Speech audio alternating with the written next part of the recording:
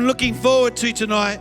Pastor Shane preached a cracker message this morning. Tonight, I know what he's going to preach about. It's going to be awesome. Get ready. Put your seatbelts on. Come on, let's give him a great applause as he comes to preach the word.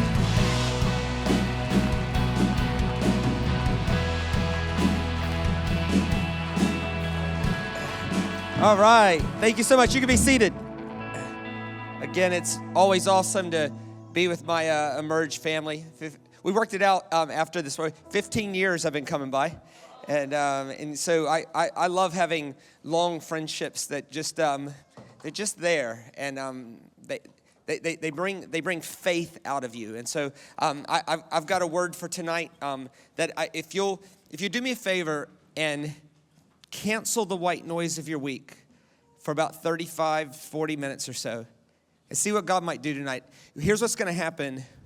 You're going to leave, if you get what I think you're going to get tonight, you're going to leave freer on the inside than you were when you walked in. Something will expand inside that it will increase your capacity. And so I can't wait to share this. Anytime I open the scripture, I want Jesus to get bigger, the cross to work better, the resurrection to be central, scriptures to get bigger, not smaller. Hope that's going to be your experience here tonight. After this is over, we will have our resource table set up. There's no hard copy, anything anymore. We just do preloaded download cards. And so if you get one, you can go to the library that we have and get one or two, three, whatever. All of that profit helps us fund our main mission in the world, which is to take care of the poor and the afflicted. We have 3 children's homes in China, look after children with disabilities, 2 in Henyang, 1 in Changsha. And so what I'm asking you to do is consider after this over, let me put something in your hands that'll end up putting something on your device that will change the way you look at God. You put something in our hands that helps us feed, clothe, shelter, educate children with disabilities. I think it's a pretty good trade. We give them a monthly amount, but then 3 or 4 times a year we get to pay for surgeries that save lives. And so the only thing I would ask is that if you don't want anything, God bless you. I'll see you next year when I come by. We've got this sorted out. Is this public? Or when I'm coming next year? Okay. Yeah. So we're going to do something really special at Easter next year. And I can't wait to spend Easter weekend with you. It's the Holy Week.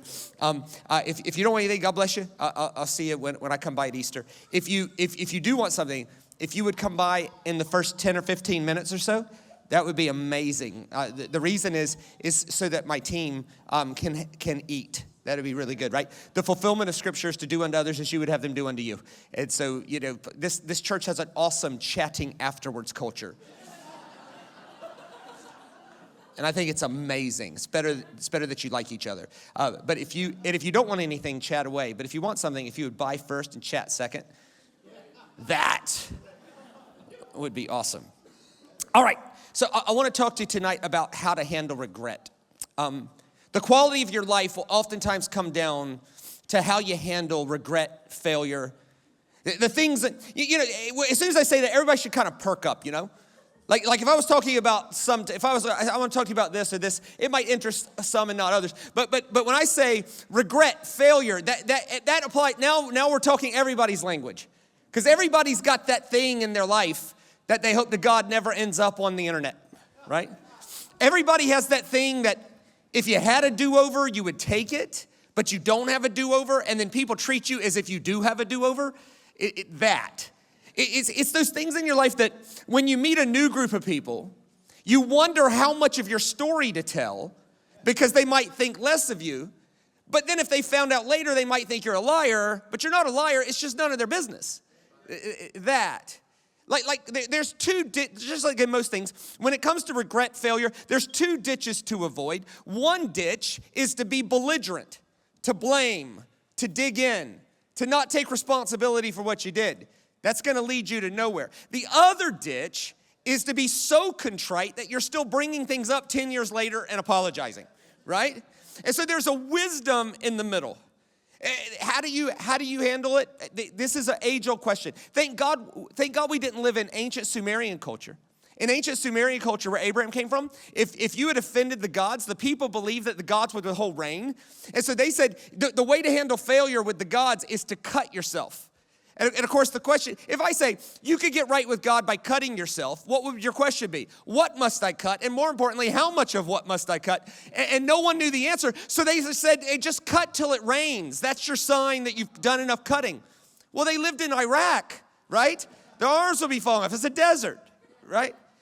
But we've evolved better than that now, but there's still some of that. In the 1500s, there was a monk that wrote this, quote, "I prayed on my knees on stone floors until they bled." Which leads to this question: what kind of God would take pleasure in you doing pain to yourself just so he could be who he says he was to begin with? Like if we can't learn anything, our lack of faithfulness never ever compromises God's faithfulness, right? If the cross teaches us nothing, it's that. This is true strength. No matter how you treat me, it will not motivate me to act outside of who I am. That's one of the messages of the cross. That morality is not a function of behaviors we impose upon others. It's a function of how we love others.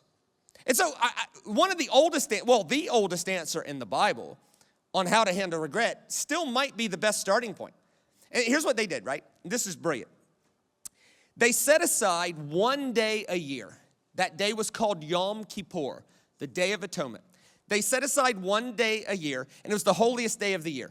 And on this day, it was the day God forgave all sins for the entire year. If I could illustrate this, right? Like, let's say if I could use a bucket as an illustration, and everybody put your regrets for the whole year in this bucket. On this day, you would bring your whole bucket, and you would get that bucket emptied, so that next year you have a fresh bucket. The idea is you can't carry this year's regrets into next year, or next year you have two buckets. And then the next year you have three buckets, and then you have to consolidate it into a crane. And if you don't have a regular ritual to let it go for yourself and let it go for them, your life frankly just gets too heavy to carry around. And this day was the holiest day of the year, and here was the thing. It's the only time in the whole Bible that you have this command, Shabbat Shabbaton, absolutely no work. In other words, no one is allowed to do anything for 24 hours while the sins are being forgiven. Here's the reason that's so beautiful. Because if you allow people to do anything, it's just in human nature to say, it's because of what I did that God acted in kindness. And then our faithfulness is in control of God's faithfulness. And that would be ugly. Not only that, you would create a situation where some people are in and some people are out and some people are good. And this day just did away with all of that and said, no. It's because of the grace of God alone. Everybody gets a fresh start. Everybody gets a second chance. Everybody gets an opportunity to have a do-over. Everybody gets a clean slate. Everybody gets to write a fresh story. And it was actually, by the way, that day was yesterday. Yom Kippur was yesterday. And so that's why I wanted to talk about this tonight, because it's in that season. And what it was an agricultural reality that was quite literal. That this was the season where all the harvesting had been done in May, June, and this was the season where the ground had been plowed to put fresh seeds in the ground. And the idea is that what you're seeing happen on the ground, where you get an opportunity to sow new seeds. Every year, you get an opportunity to put different seeds in the ground, and the seeds you sow are the fruits you grow. And the idea is that don't show up every year with the same bucket of regrets. Is God faithful to forgive you? Yes, every time, but your life will stink to high heaven. You get to sow new seeds. If you've been sowing seeds of anger and reaping a harvest of bitterness, this is the time where you can say, no, my next year will not be a repeat of last year. I can sow new seeds. If your actions have caused harm to others, there's a way that you can wallow in that regret and despair, or you could draw a line in the ground and say, just as it is with this ground, I can sow new seeds so I can reap a different harvest. But this day was, you know what? If you show up every year with the same bucket, I'm so sad for your life, but God is faithful and just to forgive us every single time. Now, a later writer said his mercies actually new every morning. And then Jesus said, if you want to know what I'm actually like, I forgive 70 times 7 for the same sin in the same day. So if you can't go with Jesus because that's just too nice, at least go back to forgiving yourself and others once a week. If you can't do that, at least go back to forgiving yourself and others once a month. If you can't do that, at least go back to forgiving yourself and others once a year. And if your concept of God is meaner than Leviticus, it's time to change.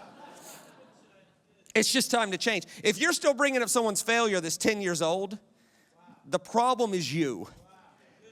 And so what I want to do, I've got 4 goals tonight. I want us to leave tonight equipped on how to handle our own regret. But maybe equally important, I want us equipped on how to handle their regret. Because what we find in the Jesus teaching is that how you handle someone else's failure will reciprocate itself on how you can handle your own. So that's really important. I want Jesus to get more beautiful for you. So I'm going to show you how the gospel writers use Yom Kippur as a framework to explain what Jesus meant. And fourth, I want us to understand the power of celebration. So let's look at this. This is Leviticus 16. This is the Old Testament account of Yom Kippur. This is what it says. Aaron is to offer the bull for his own sin offering to make atonement for himself and his household. He is then to take the 2 goats and present them before the Lord at the entrance to the tent of meeting.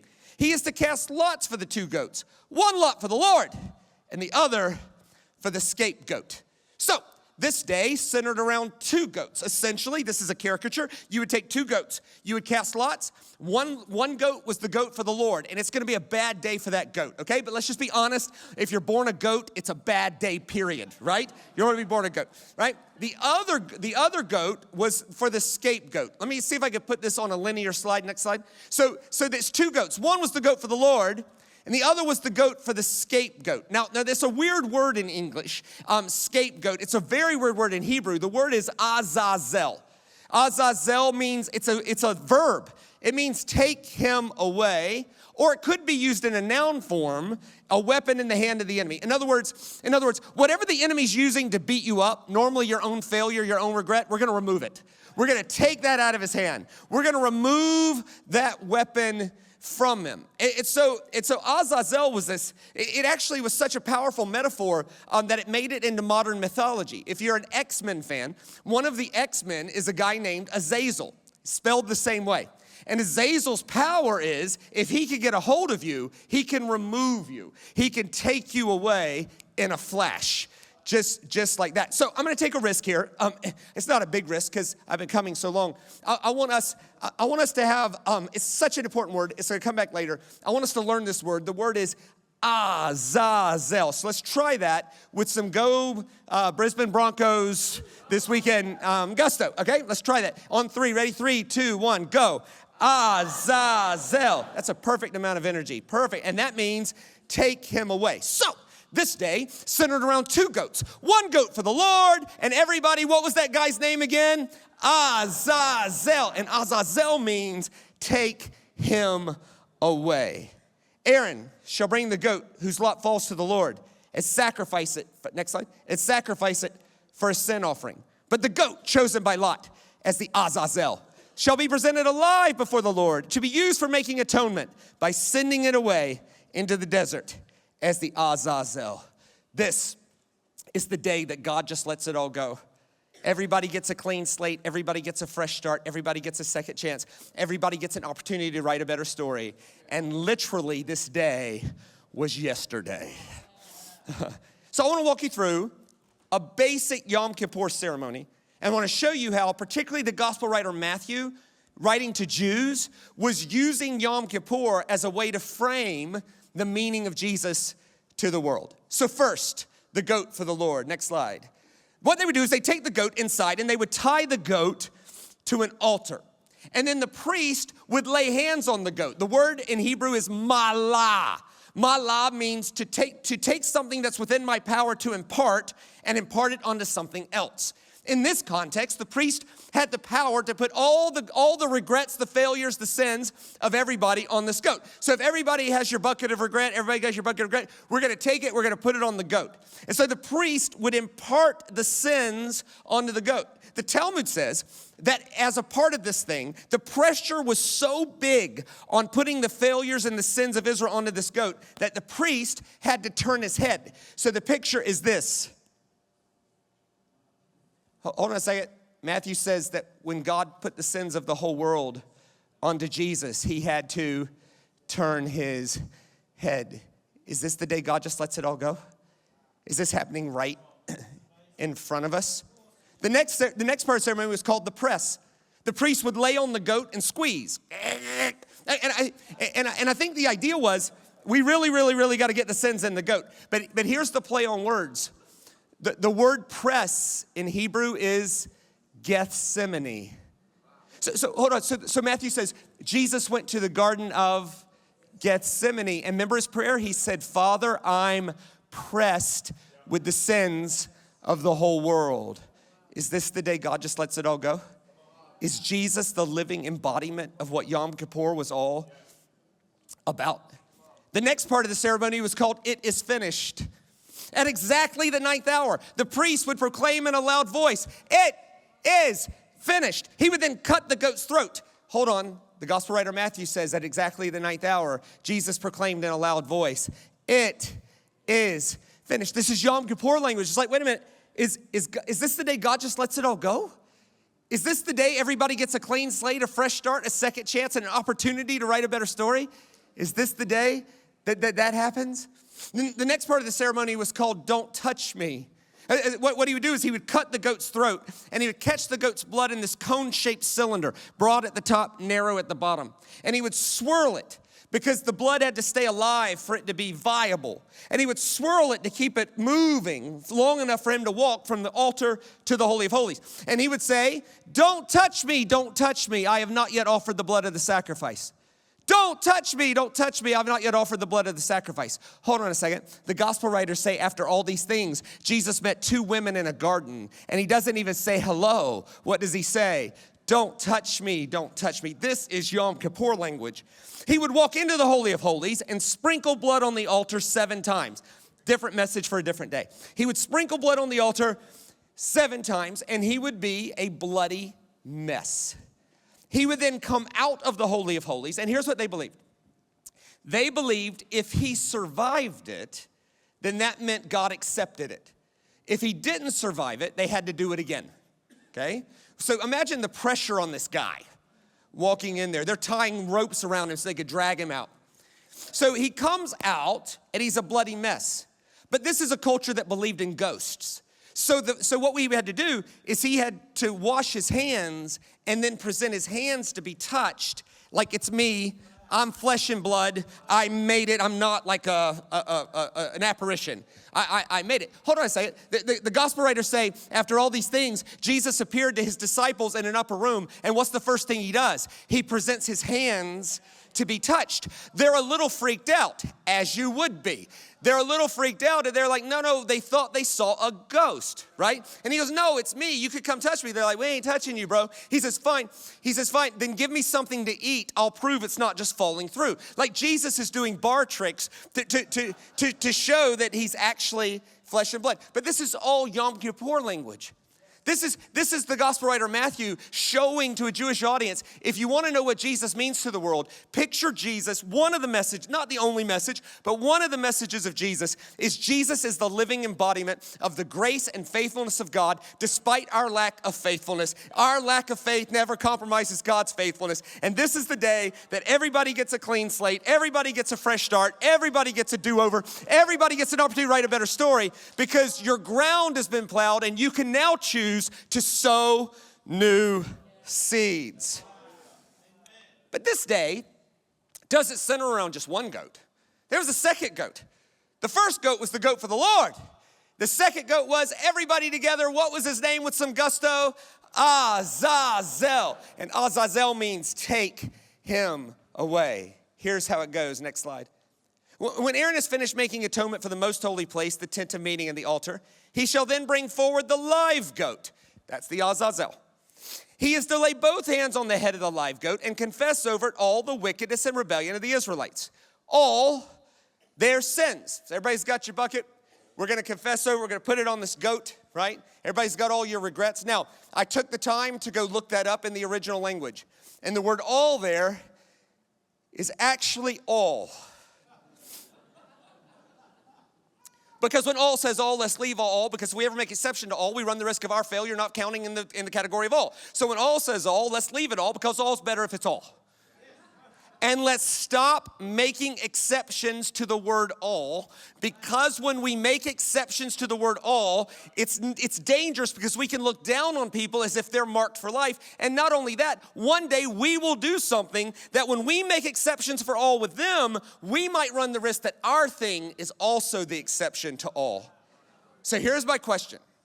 If you're here tonight and you're wondering if your failure fits into the metron and the scope of this kind of grace, here's my only question, is whatever you did, does it fit into the category of all?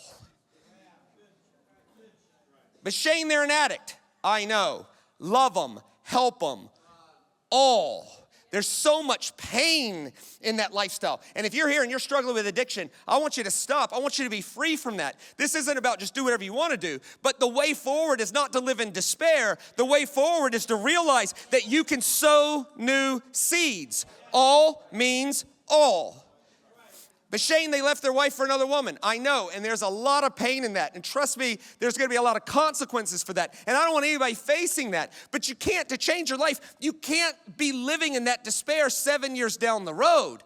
All means all. And so let's stop making exceptions to all, because what it does is eventually it'll put us in despair. And we don't want to live in despair. We want to live in resurrection, hope, surprise, awe, wonder, astonishment, amazement, and be able to go forward empowered to change our life. All their sins. And put them on the goat's head. I'll talk about that in a second. He shall then send the goat away. There's that take him away. Into the desert in the care of the man appointed to the task. The goat will carry on itself all their sins. All their sins to a solitary place. And the man shall release it into the desert. The man who releases the goat as the Azazel must wash his clothes and bathe himself with water. Afterwards he may come into the camp. So this day, centered around two goats. The first goat was for the Lord. The second goat was, what was his name? Everybody together? Azazel. Azazel means take him away. So here's what they would do. They had this live goat. He's terrified. He knows what just happened to his friend in there, right? He's in front of thousands and thousands of people. And the priest would malah. We're going to take everybody's bucket of regret, and we're going to put him on this goat's head. Why would they do that? Here's what happened, right? On this day, you had a goat that handled everything in private. But in general, people won't believe things without seeing it. So the goat in public was meant to show you what the goat in private had already handled. By the way, that's how the New Testament frames Jesus. That Jesus didn't just die at Calvary, he was crucified before the foundation of the world. In other words, he didn't inaugurate a new reality, he simply showed you what God was always like from the beginning. 1 Peter 1:20, he was crucified before the foundation of the world, but in these last days was made manifest so you could see it. Ephesians 1, he was crucified before the foundation of the world. Hebrews chapter 4, his sacrificial work was completed before the foundation of the world. 2 Timothy 2, your salvation was given you in Jesus Christ before the foundation of the world. Revelation 13:8, your name was found written in the book of the Lamb, slain before the foundation of the world. 1 John chapter 1, we know that all these things have been true from the beginning, but now we have seen him with our own two eyes. And my personal favorite, Hebrews chapter 9. Didn't you know all along it was impossible for the blood of sacrifices to take away your sin? But God let you do it because your conscience needed it, and your conscience needed to be appeased. For don't you know that Jesus died before the foundation of the world at the culmination of the ages? In other words, to the New Testament writers, Jesus was not inaugurating a new reality about God. He was simply showing you what God was always like from the beginning. That he handled everything before it all started, but people wouldn't believe it without seeing it. So by grace and kindness and humility, he humbled himself and showed us. The goat for Azazel. First thing, malah. Lay hands on the goat. We're going to put everybody's sins onto this goat. So everybody got your bucket of regret. We're going to put it on the goat, and they would malah, lay hands on the goat. Second thing they would do is they would attach it to its head. They would take a scarlet woolen thread, a red cord, and they would wrap it around the goat's head. When they wrapped it around the goat's head, the priest would back off and say, behold, Israel, your sin. Behold, Israel, your sin. Hold on a second. Matthew says that as a part of Jesus' trial, Pilate stood Jesus in front of a Jewish crowd and wrapped his head with thorns. Hold on a second. If you wrap someone's head with thorns, what color would the wrapping be? Red. This is Yom Kippur language.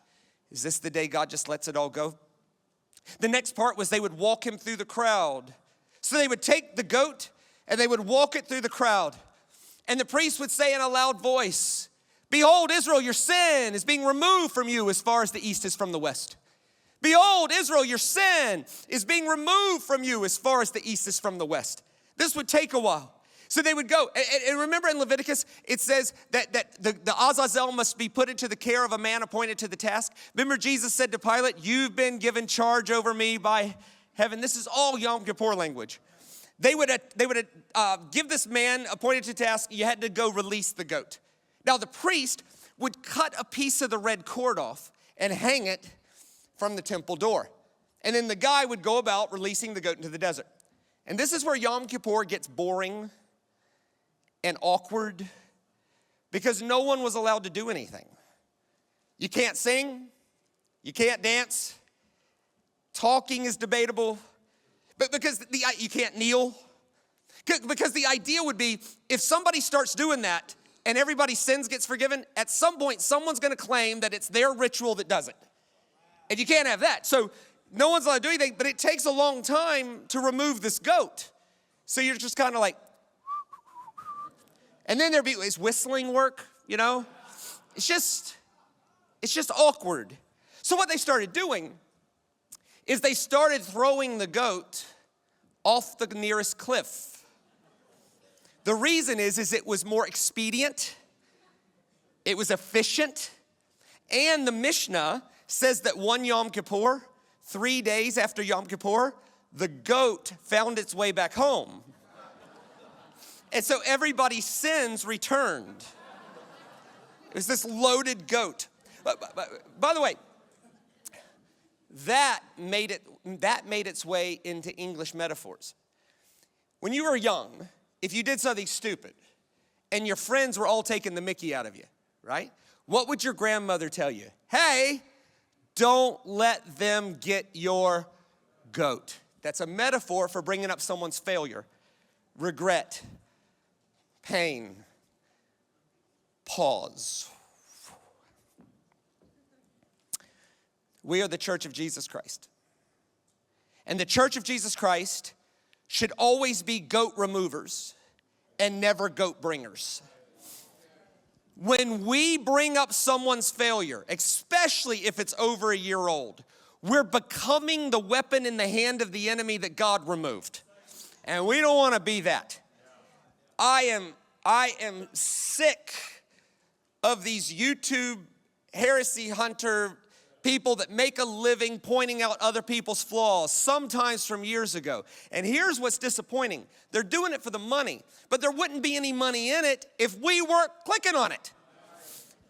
Tom Wright, the best New Testament theologian on earth, can do the most brilliant exegesis of Romans chapter 4 ever done, and he'll get 1,100 views. But some dipstick with a microphone can sit there and point out someone's failure in the most embarrassing way, and he gets 700,000 views?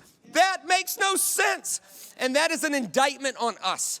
We should be spending all of our energy making our world a better place, not bringing people's goats up. We don't want to be goat bringers. We want to be goat removers. If nothing else, just be quiet. But otherwise, we should be using our energy to exhaust every way, to restore and requalify and do what we could do to make sure people know their goat is removed. So the next time someone brings up an old regret of yours, just go, yeah, you're right. I just don't see my goat anywhere. This was that. Listen, I'm on safe ground here because they're my friends, okay? So I'm going to speak for Emerge Church for a second. At Emerge Church, if you're looking for a place to get a fresh start, a clean slate, a second chance, and an opportunity to write a better story, this is your place. Your place is safe here because at Emerge Church, we don't put up with goat bringers. We celebrate goat removers. You will be reminded here that your goat is no longer a part of your story, that you are not defined by that thing that happened in your past. However, we would want to empower you to sow new seeds so that you can live a better life. So they would throw the goat off the cliff. It's awkward, you know? No one's allowed to do anything except the high priest, and he's doing boring stuff like shoveling the ashes of the red heifer. which leads to all kinds of questions like, what? But there's this red cord hanging from the door that he cut off that goat's head. And the Talmud says that every year on this day, a miracle would happen, and that cord would turn white. It's mentioned in the Bible. Come now, let us reason together. Though your sins are like scarlet, they'll be made white as snow. This is Yom Kippur language. Can you imagine a miracle like that, confirming from heaven that this worked? Everybody gets a clean slate. Everybody gets a fresh start. Everybody gets a second chance. Everybody gets an opportunity to write a better story. Can you imagine tens of thousands of people, and you're the first person to see that cord turn white? It would spread pretty quick. It'd be a buzz. But here's the thing, no one's allowed to do anything. It's Yom Kippur. You're not allowed to do anything until Yom Kippur ends. And Yom Kippur ends with a very simple move. When the priest sees that the cord is turned white, there was a chair on the stage that everybody could see. And he would back up to that chair, and he would simply sit. And when the priest sat down, it was the indication to the people there was nothing else left to do. Everything's been accomplished. Everybody's got a clean slate. Everybody's got an empty bucket. Everybody's got a fresh start. Everybody's got an opportunity to write a better story. And I want you to feel the emotions of this. Can you imagine having a year's worth of regret, and that miracle happens, confirming it all worked? What would the general feeling in the room be? Whoa, and I'm trying to think, now they haven't been allowed to do anything for an entire day, and now they can. So what they would do is they would go nuts. They're blowing horns, they're jumping, they're shouting, they're screaming, they're worshiping. They are absolutely letting it all out. And this is an important thing. It wasn't celebration in order to get God to act, because our lack of faithfulness does never compromise God's faithfulness. It was a celebration of what he already did. It's when you get a revelation that you actually get a second chance to sow new seeds, that thing rises up inside of you and it has to come out. This is an account of a guy that went to a Yom Kippur ceremony, and he wrote down his experience. It's this kind of old English translation, but you'll get the point. Next slide. He then fastened a scarlet woolen thread to the head of the goat for Azazel. And laying his hands upon it again, he recited the following confession of sin and prayer for forgiveness. Oh Lord, I've acted with iniquities, trespasses, it says before you. I, my household, and the sons of Aaron, your holy ones. Oh Lord, forgive the iniquities, transgressions, and sins that I, my household, and Aaron's children, your holy people, committed before you. As it is written in the law of Moses, your servant, for on this day he will forgive you to cleanse you from all your sins before the Lord, and you will be clean. This is Yom Kippur. It happened yesterday. And I thought, what a better place and a better time to allow faith to rise up in us. The thing that nobody at Emerge Church would ever want happening is us falling into a cycle of despair because we can't let it go for ourselves. We can't own and surrender and believe that God would actually give us a fresh start. Or we don't want people falling into a cycle of despair because we can't let it go for someone else. It is so important to have a regular ritual by which you let it all go. For me, it's every Saturday night. Every Saturday night before I go to bed, I take a second and I'm honest with the Lord about where I failed that week. And I feel that weight lift. I surrender it to the Lord and I get a fresh start for next week. I also am honest about where someone hurt me that week, and I let it go for them. To have a regular ritual where we let it go for ourselves and let it go for them. Because here's the beauty of Yom Kippur, right? It's all and for everybody. If the goat's being removed for you, it's being removed for them. But Shane, they're wrong about God. I know. So is everybody. The smartest person in this room hasn't scratched 1/1000th of 1% of who God is. We got an eternity of exploration. If God forgives your shortcomings, he forgives theirs. You can't want mercy for yourself and then justice for everybody else. It just doesn't work. By the way, on this day, the required reading in the afternoon synagogue session is Jonah. They have to study the book of Jonah every Yom Kippur afternoon. Why? Because Jonah is a story of someone who received infinite mercy for himself and he didn't get it. He wanted God to hurt somebody else. You can't want mercy for yourself and judgment for everybody else. It just doesn't work. This is a day where we celebrate fresh starts, clean slates, second chances, and the opportunity to write a better story for them and you. But wait a minute. I want to test your knowledge of the Easter story for a second. So Easter's great, right? If you're not familiar, like if you're new to faith, Easter's a very important part of the Christian tradition because it's a week where we celebrate our basic faith journey.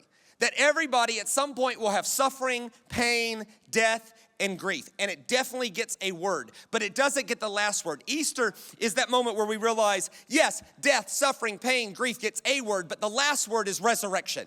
It's surprise, it's hope, it's awe, it's wonder, it's amazement. It's these sorts of things. And pastors love Easter, except for Easter and Christmas gets pretty challenging because you only have one story. And if you pastor a church for 25 years and everybody expects you to come up with something new every Easter and Christmas, that gets harrowing, actually. And so it's why I'm fully booked on those weeks forever. The pastor's like, please come take a week. So, of Christmas or Easter. And so, so here's what happens. If you grew up in church, the pastors need to do something to take the pressure off of, so they do Easter plays, passion plays.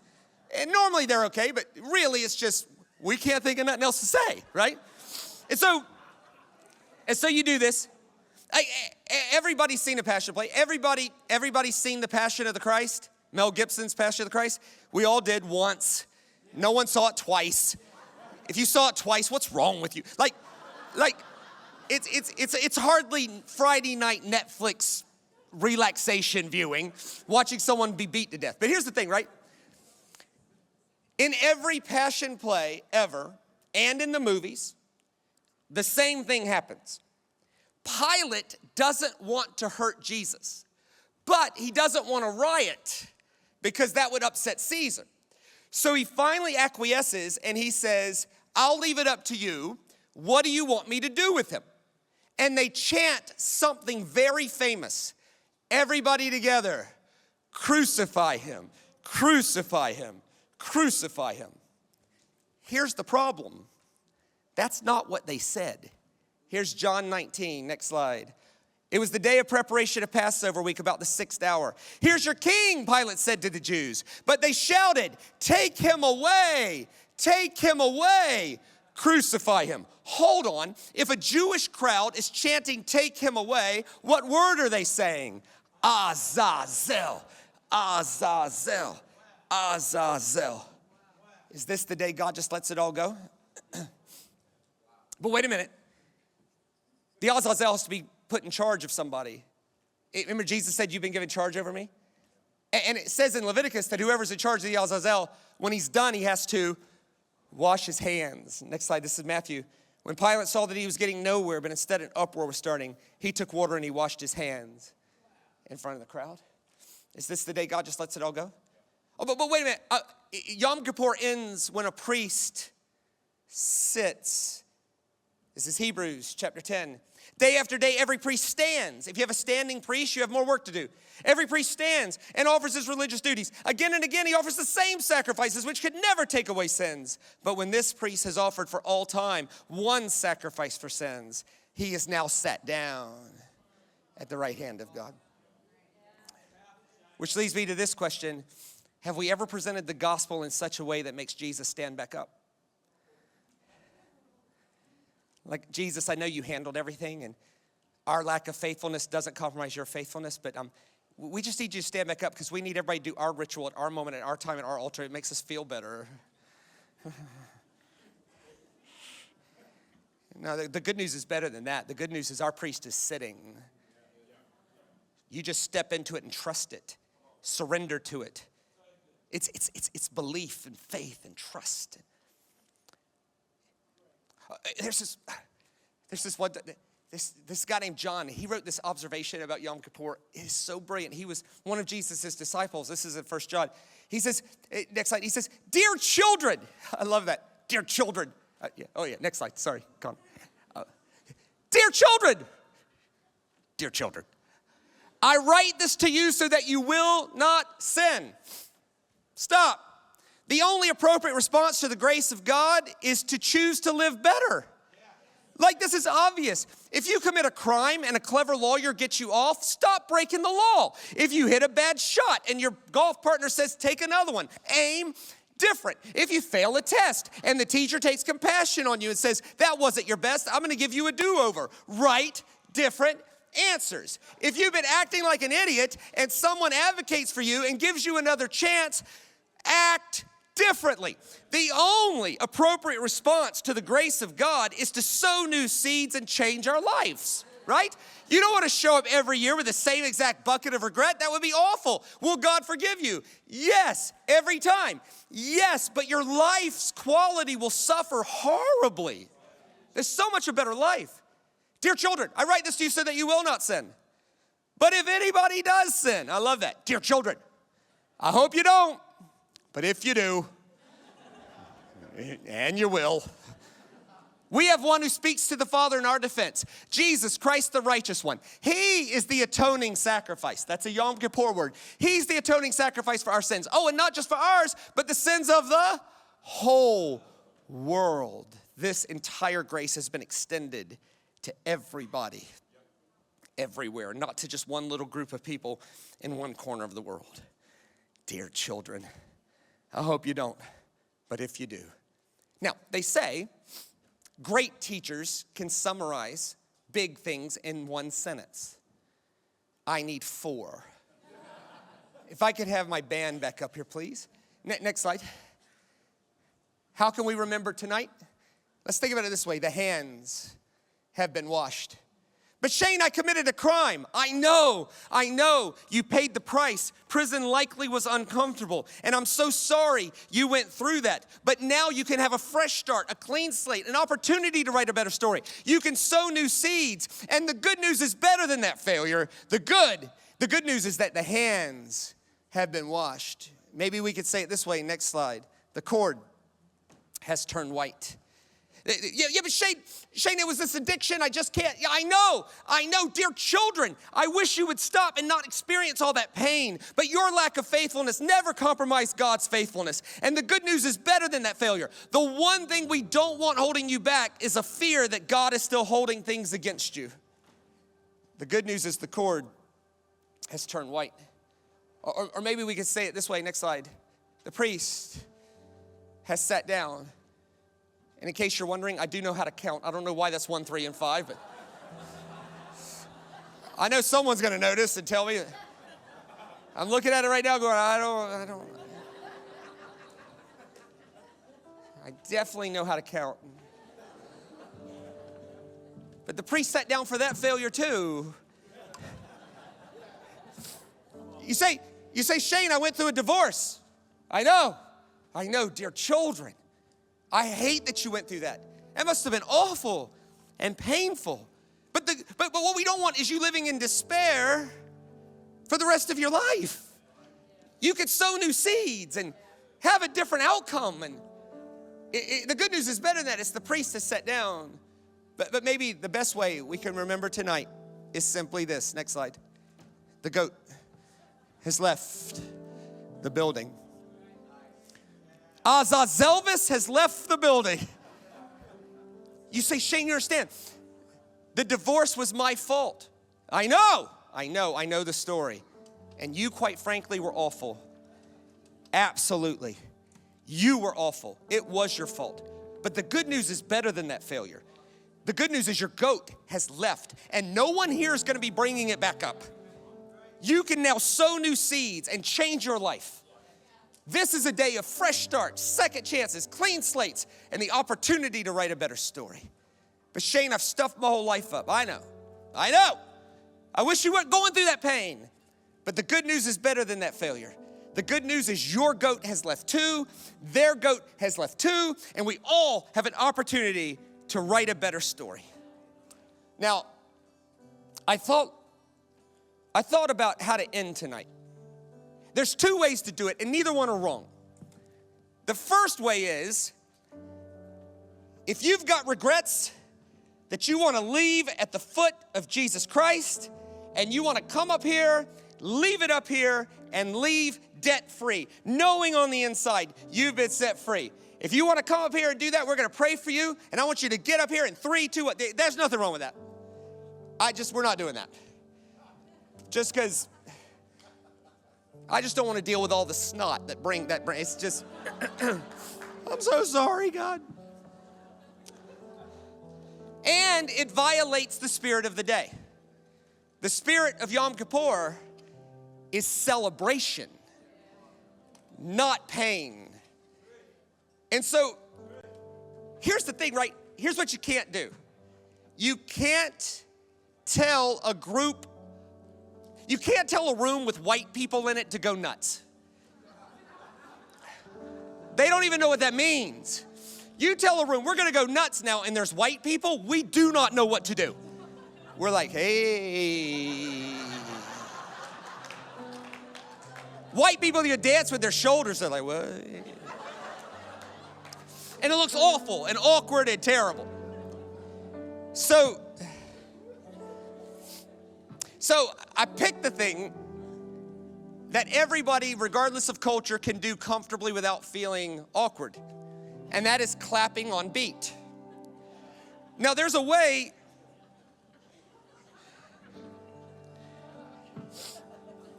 When hands come together, there's a way you could do it mindlessly, like, right?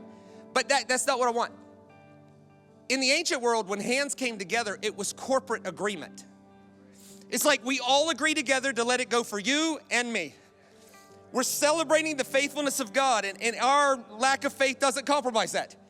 And there's this agreement. I want you to pay attention. Actually, this is the altar call. Now, if you just stand up, you've been sitting long enough, just stand up. And I want you to pay attention to what's gonna happen in your spirit.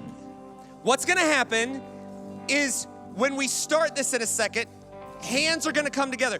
If I make a handshake agreement or a high five, it just means we agree. And when hands come together and there's this noise that's gonna rise from us, faith is gonna arise in this place. And the shame, the pain, the guilt, the agony, the crime, the addiction, the divorce, you're not gonna have to carry that one more day, because the good news is better than that failure. The good news is your goat has left the building. So, said goodbye yesterday, is that right? So my friend on the drums, can you give me that beat to that song we talked about? All right, here we go, like this.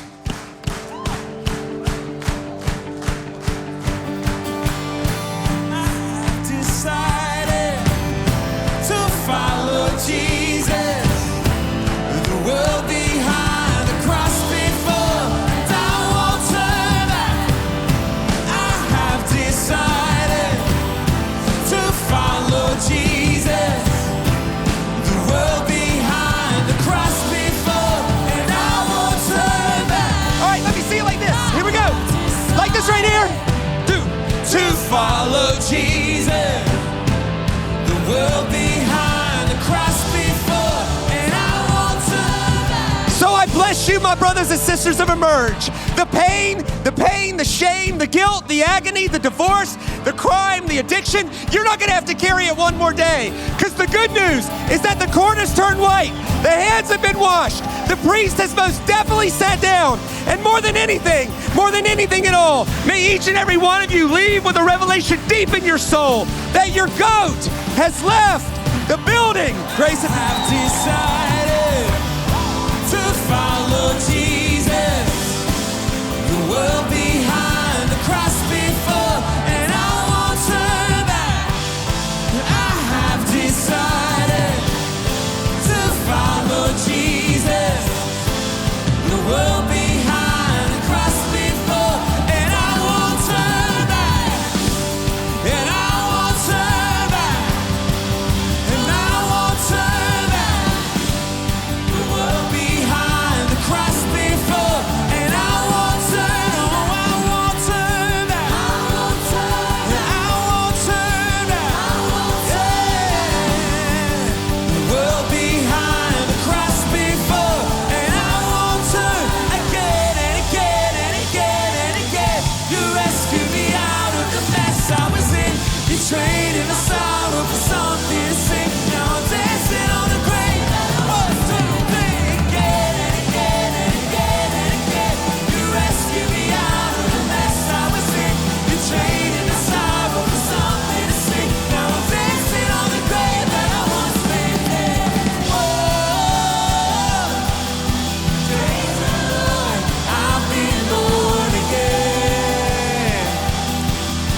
Praise the